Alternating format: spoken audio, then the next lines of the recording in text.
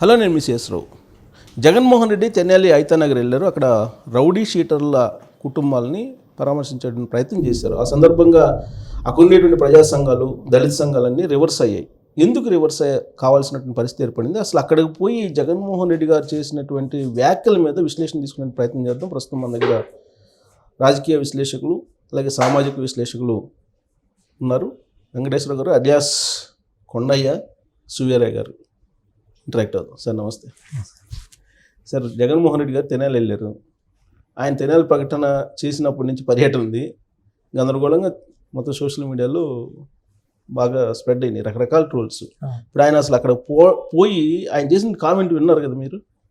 ఏదో ఒక 20 seconds ఏదో మాట్లాడుతున్నారు వచ్చింది సోషల్ మీడియా. ఆయన ఏమన్నారంటే కానిస్టేబుల్ సివిల్ డ్రెస్లో వచ్చారు, అందుకే కొట్టారు. ఏంటి అది? అన్న తర్వాత మీకు అనిపించింది? కనీస ఇంగిత జ్ఞానం లేని వ్యక్తిని మరి ఆంధ్రప్రదేశ్ ప్రజలు సిగ్గుశరం ఉందా లేదా అని నాకు బాధ అనిపించింది. అటువంటి వ్యక్తిని ఒక ముఖ్యమంత్రికి ఎట్లా చేశారు, ఒక ఎంపీగా ఎట్లా అనుకున్నారు అంత మునుపు. ఓ పార్టీ అధ్యక్షుడు ఏంటి, అసలు ముఖ్యమంత్రిగా చేసిన మనిషికి కనీసం బుద్ధి జ్ఞానం ఉండాలి కదా, మనం ఏం మాట్లాడుతున్నాం ఏంటని. ఆ మాత్రం స్పృహ లేని వ్యక్తి అంతమించి ఎక్కువ మాట్లాడతాడని ఎక్స్పెక్ట్ చేయడం తప్పే. ఇంకోటి ఏంటంటే సిఎస్ గారు, అతన్ని చిన్నప్పటి నుంచి అతని వ్యక్తిత్వాన్ని, అతని నడవడికని మొత్తాన్ని చూస్తే, అతని తాత దగ్గర నుంచి రాజారెడ్డి, రాజశేఖర రెడ్డి నుంచి తీసుకున్నా కూడా వైసీపీలో ఇవాళ మీరు మొత్తం ఆమూలాగ్రం పైనుంచి కింద వరకు తీసుకున్నా కూడా ఉండేదంతా అసాంఘిక శక్తులు, సంఘ వ్యతిరేక శక్తులు, లంపెన్ గ్యాంగ్లు తప్పించి సంస్కారం ఉన్నవాళ్ళు, ఆత్మాభిమానం ఉన్నవాళ్ళు, సమాజహితం కోరేవాళ్ళు ఒక్కళ్ళు కూడా ఉండరు. మీరు భూతార్థం పెట్టేది ఒక్కళ్ళు కూడా ఉండరు. అది గట్టిగా చెప్పొచ్చు. ఓ పార్టీలో ఏదైనా చేయాలంటే ఒక సిద్ధాంతం అనేది ఒకటి ఉంటుంది. ఇప్పుడు తెలుగుదేశం, కమ్యూనిస్ట్ పార్టీలు, కాంగ్రెస్, బీజేపీకి ఒక సిద్ధాంతం అంటూ ఉంటుంది.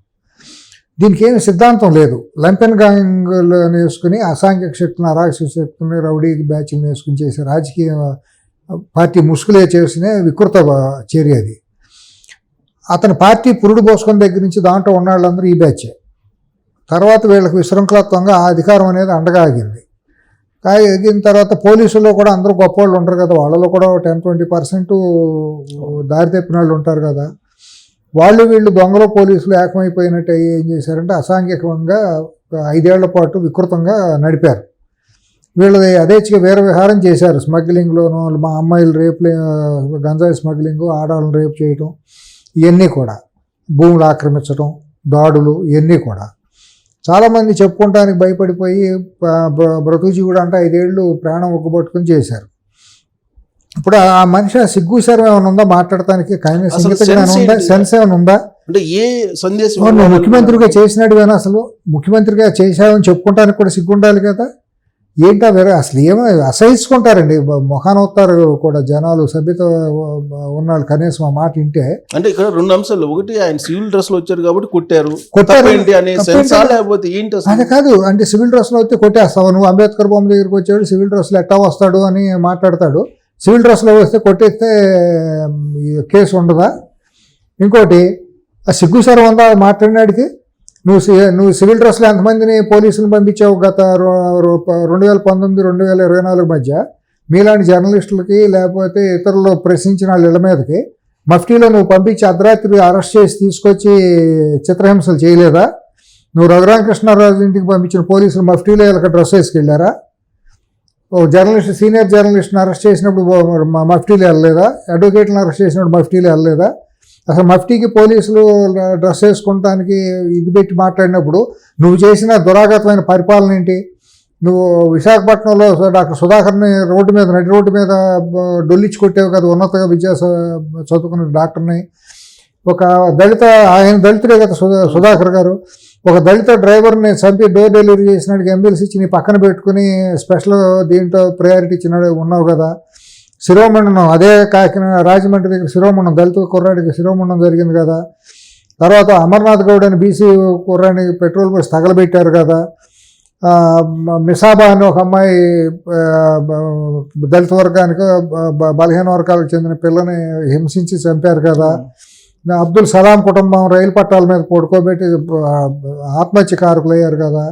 ఇన్ని దుర్మార్గాలైన చర్యని పరిపాలన 5 ఏళ్లలో చేసి వికృతంగా, ఇది ఆఫ్రికన్ కంట్రీస్లో ఆ తెగలాళ్ళు కొట్టుకునే దానికంటే కూడా అసాంఘికంగా పరిపాలించాడు. ఈ చివరి నుంచి ఆ చివరికి స్మగ్లింగ్, ఆ దొంగసారా, ఒకటేంటి అసలు ఏం చేయకూడదు అన్నీ చేసాడు కదా 5 ఏళ్ల పాటు. ఇవాళ వచ్చేసి మాట్లాడుతా అంటే సిగ్గుపడాల్సిన పరిస్థితి నాకు అర్థం కాదు. రోత పుట్టింది, ఆ వాంతులు వేసే పరిస్థితి.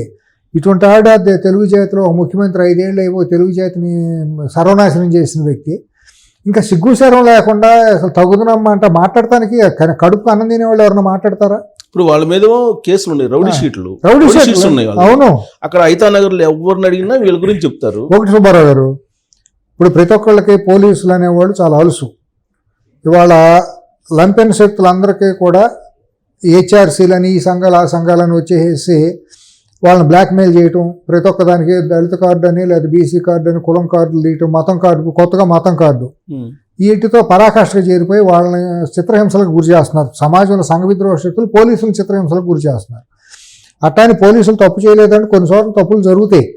అంటే 100కి 100 పాళ్ళు వాళ్ళు చేస్తుంది కరెక్ట్ అని అలా 99 మంచి చేస్తారు. ఎక్కడో పొరపాటునో కదా ఆవేశంతోనో ఒక పని తప్పు చేశారు అనుకుందాం.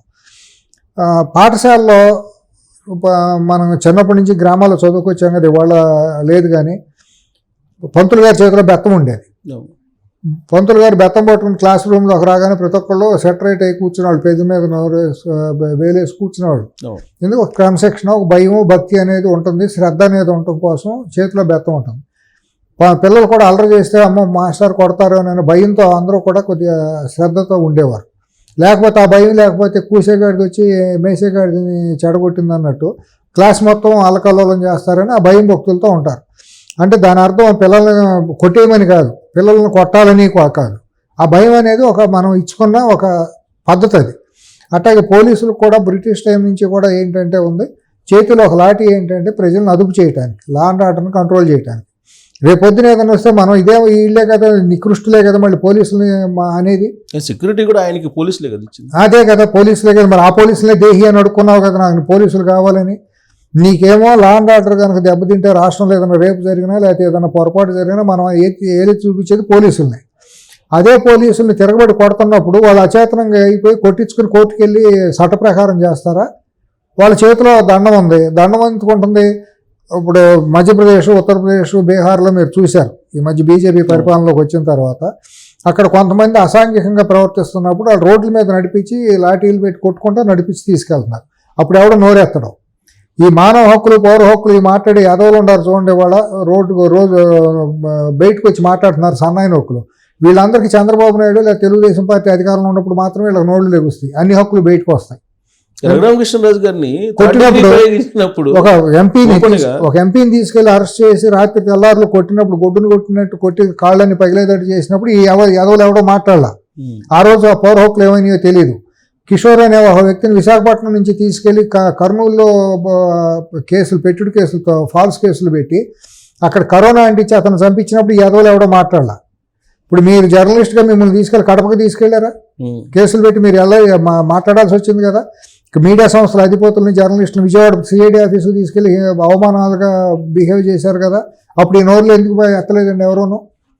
ఇవాళ తెనాల్లో జరిగింది ఏంటి, కంట్రోల్ కానప్పుడు పోలీసులు కూడా అసహనం ఇదైపోయి ఒక మామూలుగా బయట ప్రజల మీద దాడి చేసినప్పుడు వెళ్తారు, తీసుకొచ్చి కూర్చోబెట్టి కౌన్సిలింగ్ ఏదో చేస్తారు. సొంత పోలీసుల మీద తిరుగుబాటు కొట్టినప్పుడు వాళ్ళు ఏం చేయాలి? పోలీసులు డ్యూటీలో కూడా సుబ్బారావు మనకు తెలియదు కాదు, ఇంటెలిజెన్స్ వాళ్ళు మఫ్టీలోనే వెళ్తారు. ఎందుకంటే వాళ్ళ సమాచార సేకరణ కోసం ఐడి పార్టీ ఉంటుంది, వాళ్ళు మఫ్టీలోనే వెళ్తారు దొంగలను పట్టుకోవాలని. పోలీసు డ్రెస్ వేసుకుని మేము వస్తున్నామో మీరు పారిపోండి అని వెళ్తారా? ఇప్పుడు ఐతానగర్ అక్కడ అంబేద్కర్ స్టాట్యూ దగ్గర ఏం జరుగుతుంది అంటే ఇన్ఫర్మేషన్ కోసం అతను ఇల్లు ఉండొచ్చు. నువ్వు డ్రెస్ వేసుకురాలేదు కాబట్టి మా వాడు కొడతాడు, కొడితే తప్పు ఏంటని మాట్లాడటం ఇంగిత జ్ఞానం, కడుపుకు అన్నం తినేవాడు ఎవడన్నా మాట్లాడే భాష అనేది. పక్కన ఉండే వాళ్ళన్నా సరి చేయాలి, మనం మాట్లాడే తప్పు అని. వాళ్ళు ఎవరు సరి చేసే అర్హత వాళ్ళకే లేదు. ఇది చూస్తా అంటేనంటే రోత పుట్టిందండి. ఇప్పుడు అతను కానిస్టేబుల్ వైఫ్ కంప్లైంట్ చేశారు, ఆవిడ చంపబోయారు. అవును, చంపబోవటమే కాదండి, కొట్టడం కూడా తప్పే. ఇప్పుడు హత్యాయత్నం జరిగింది, ఒక పోలీసు మీదకి పోలీసు కాదు సుబ్బారావు అండి వెంకటేశ్వరరావు అండి ఒక మనిషి మీద తిరుగుబాటు కొట్టడం అనేది చట్ట వ్యతిరేకం చర్య అవునా కాదా? నువ్వు చేసిన అరాచకం, నీ బాబాయిని నువ్వు చంపితే నువ్వేమో ప్రపంచానికి తెలిసి ఏం జరిగింది ఏంటనేది. నువ్వు చేసిన రాయలసీమలో నువ్వు చేసిన దురమార్గాలు దురాఘాతాలు పరిటాల హత్య నుంచి తీసుకుంటే నీ ప్రైవేట్ సైన్యం ఏమేం చేసిందో నీ తాత దగ్గర నుంచి తెలుసు. సుబ్బయ్య మైన్ ఓనర్ సుబ్బయ్య దగ్గర నుంచి నీ చరిత్ర అంతా తెలుసు. ఎర్రచంద్రం గంగిరెడ్డికి మీరు పెట్టుకునే కళ్యాణ్ గంగిరెడ్డి చేతి ద్వారా ఏం జరిగిందో తెలుసు. రాయలసీమలో మీరు పెంచి పోషించిన ప్రైవేటు సైన్యం ఏమేమి దురాఘాతాలు చేసిందో తెలుసు. హైదరాబాద్లో చెన్నారెడ్డిని దింపేయటానికి కడప నుంచి దిగిపోతే ఆయన బ్యాచ్ ఇక్కడ నరమేధం సృష్టించి 400 మందిని చంపేసినప్పుడు మీ కుటుంబ చరిత్ర ఏంటో తెలుసు. నువ్వు పార్టీ ముసుగులో చేసిన నువ్వు 5 ఏళ్ళు మీ తండ్రి ముఖ్యమంత్రిగా ఉండగా నువ్వు దోసుకున్న దోపిడీ జగదీదుతాం. నువ్వు ఒక ప్రతిపక్ష నేతగా ఉండగా చేసిన దుర్మార్గాలు వికృత చేష్ట అనేకం.